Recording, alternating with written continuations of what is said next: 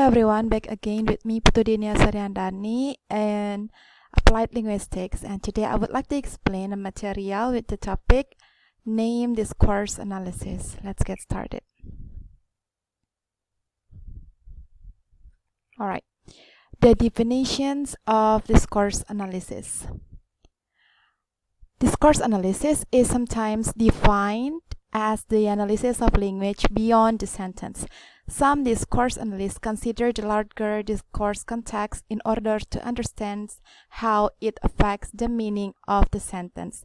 That two sentences taken together as a single discourse can have meanings different from each one taken separately. To illustrate, I ask you to imagine two independent signs at a swimming pool. The first is, "Please use the toilet, not the pool." And then the other noun says, "Pool for members only." If you regard each sign independently, they seem quite reasonable, but taking them together as a single discourse makes you go back and revise your interpretations of the first sentence after you've read the second. The object of discourse analysis. Next. Discourse, writing, conversation, communicative event are variously defined in terms of coherent sequences of sentences, propositions, speech, or turns at talks. This St. George's 2014. Contrary to much of traditional linguistics, discourse analysts not only study language use beyond the sentence boundary, but also prefer to analyze naturally occurring language use, not invented example, according to Holt 2010. The essential difference between discourse analysis and text linguistics is that discourse analysis aims at revealing socio-psychological characteristics of persons rather than the text structure.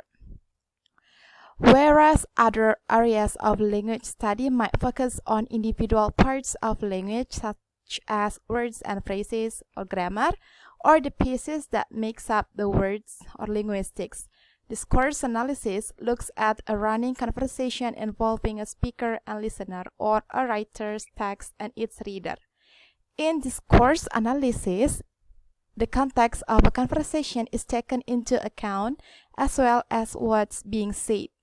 This context may encompass a social and cultural framework, including the location of a speaker at the time of the discourse, as well as nonverbal cues such as body language, and in the case of textual communication, it may also include images and symbols. The study of it is a real language used by real speakers in the real situation. Next, the topics that can be discussed in discourse analysis. The first is pragmatics, or the study of meaning of words in the context and the effect they have on the interlocutor. And B, conversational analysis, the study of structures and patterns of communicational interactions.